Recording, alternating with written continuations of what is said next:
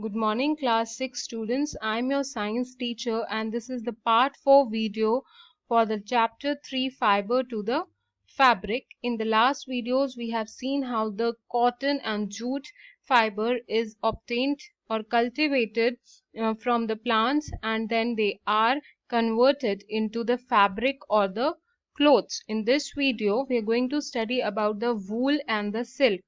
These are the fiber that is obtained from the animals. Okay, so these are also the natural fiber only which are obtained from the animals, the wool and silk. So, and after obtaining them, we convert it into the fabric or the clothes. So let's see how we do that. Let's start with the wool. So wool is obtained from the fleece or hair of the sheep or the goat. So this process is called as shearing. Removing of the hair of the sheep to obtain the wool is called as shearing. Once we obtain the wool from the sheep, we clean the wool. Okay, cleaning of the cotton is also done by combing the cotton. Here also we comb the wool and clean them by the machines. Okay, after we clean the wool, we convert them into the yarn, which is called as spinning or rolling into the yarn. Okay, so once we convert the wool into the thread, after that we knit the wool through the hands or by the big machines into the form of the clothes. Okay, after shearing, the wool is cleaned and then combed by the machine. So they are also combed like the cotton. Okay, and thereafter the wool is spun. Spun means spinning. They are spinned into the fibers which are then knitted to make the woolen clothes, either by the hands or by the machines. Okay, so this is the process how the wool clothes are made. First we do the shearing, that is removing of the wool from the sheep. Then we clean them, and after cleaning we just do the spinning, that is converting the wool into the thread or yarn. And after that we knit them using either hands or by the knitting machines. Okay, after this let's see the silk, how the silk is obtained. So silk was first developed in China, and silk is obtained from the cocoon of the silkworm. So here you can see a silk moth or a silkworm that is laying the eggs on the mulberry leaves. They lay their eggs on the mulberry leaves only, and they feed on the mulberry leaves. They continue feeding for 20 to 35 days. When the silkworm is about 35 days old, it starts spinning cocoon around itself. Okay, so once the silkworm is 35 days old, it starts spinning cocoon around itself. Okay, this process takes 3 to 7 days to complete. Okay, after this the pupa inside the cocoon are killed by putting the cocoon in the hot water. In the process of obtaining the silk, we take this cocoon and put it into the boiled water. This process kills the pupa inside the cocoon, and the silk is obtained by rolling over the wheel like this. As the thread becomes soft, this is rolled over the wheel, and this is how the silk is obtained. One end of the silk is passed through the eyelet and the thread reeled on the wheel. So this is the reeling of the silk fiber. This is how the silk is obtained from the silk moth.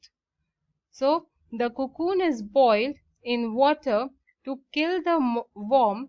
It is then unwound to get the silk fiber. the rearing of silkworm for the production of silk is called as sericulture. Okay, and the silk was first developed in China. So this is how the silk is obtained. Let us now see some uses of wool and silk. So uses of wool and silk. Wool, in addition to clothing, wool is also used as the blankets, horse rugs, carpeting, insulation, and it is also used to absorb the odors and the noise in heavy machinery and stereo speakers.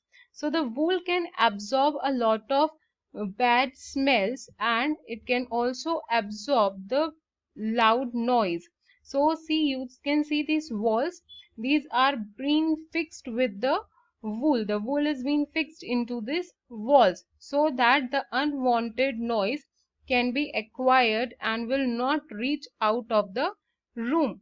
Also the smell, if the bad smell in the machinery comes due to some chemicals, what happens, they uh, absorb the smell and do not let the smell come outside the mm, factory.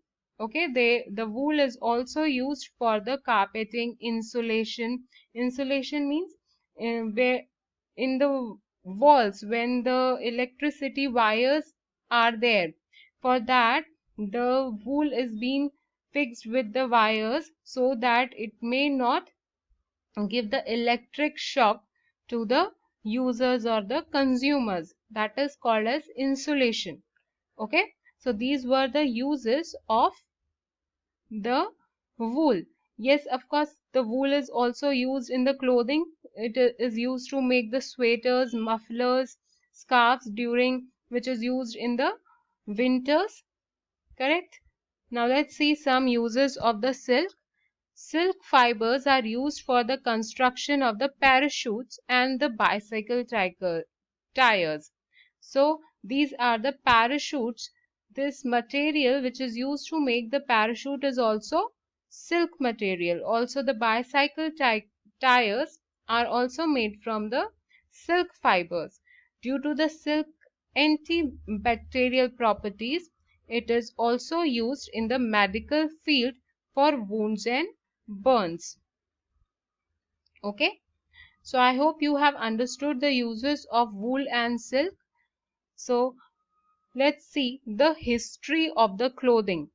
So the history of the clothing begins from the early period when people used to wear the leaves and the animal skin and used them as the clothes.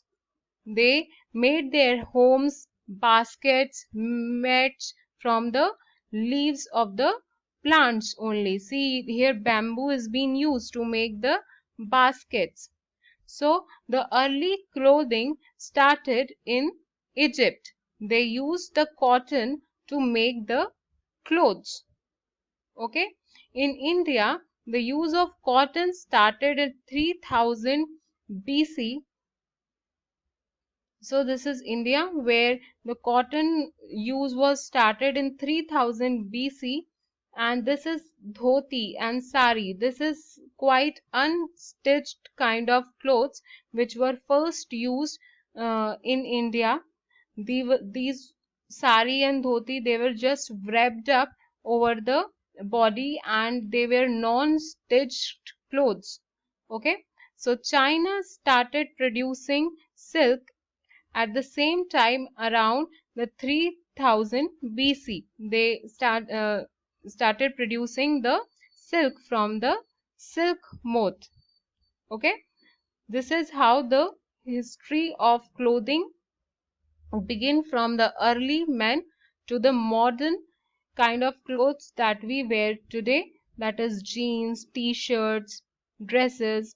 Okay, so that started from the animal skin to the fiber, jute, synthetic material that we wear today. This was the history of clothing. Okay, I hope you have understood the history of clothing. Based on this video, there are some questions. Please answer the questions in your notebook. here we end this chapter. In the new video, we'll start with the new chapter. Thank you, and I hope you have enjoyed the video.